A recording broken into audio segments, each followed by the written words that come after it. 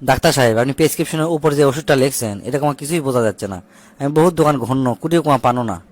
আরে এটা ওষুধ লয় তো, নতুন কলম দিয়ে লেখা শুরু করছি তো। তো প্রথম প্রথম ওই কালি বাড়া ছিল না, সেই জন্যই ওই প্রেসক্রিপশনের উপরে ঘষাঘষি করে লিছি।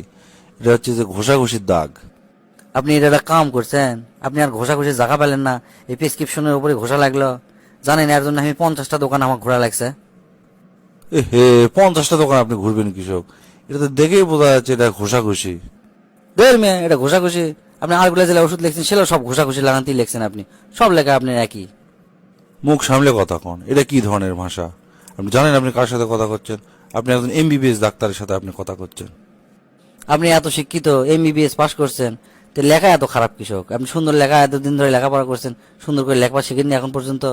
এখন তো আমার সন্দেহ হচ্ছে যে আপনি লেখাপড়া করছেন কিনা, না মিসাই ডাক্তারের চেয়ার বসছেন। আমার সার্টিফিকেট দেখে মন চাচ্ছে। এত খাপসা লেখা হয় মানুষের। আমার কতখানি ক্ষতি আছে জানেন? প্রথম দোকানত গেছি, তাই করছে আজ দেবো না, কাল কালি আসি দেবো নি। আর পরের দোকানত গেছি, সেই দোকানদার করছে এই কোম্পানি বন্ধ হয়ে গেছে, অন্য কোম্পানি আছে, দেবো নাকি। তারপরে দোকানত গেছি, তাই করছে এই ওষুধের খুব ডিমান্ড, 200 টাকা এক্সট্রা দেওয়া লাগবে। আমি তো অর্ডার দিছি, ভাগ্য ভালো ওই ওষুধটা খুঁজে পাইনি। তারপরে এক চীনা দোকানদার করছে ভাই এটা তো ক্যান্সারের ওষুধ। কার আবার ক্যান্সার হসে? আমি তো শুনে আমার বুকতে ধরপড় করা শুরু করে দিছে। তা আপনি মিসাই উল্লা দোকানত ঘুরবে গেছেন কে? আমাদের এই চেম্বারের নিচে যেটা দোকান আছে, এই দোকানত গেলে তো সব বুঝবার পারে।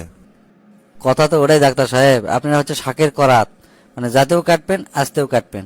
প্রথমে আনো হচ্ছে যে আপনাকে 1000 টাকা ভিজিট দিয়ে আপনাকে দেখাবার, আসে কিছু না শুনতে আমাকে 5000 টাকা দিলেন পরীক্ষা। পরীক্ষা নিয়ে আসনো, নিয়ে আসার পর কোনো রিপোর্টই আপনি দেখলেন না, না দেখে হিজিবিজি করে প্রেসক্রিপশন দিলেন লেখে। সেই লেখা কেউ বুঝার পারে না।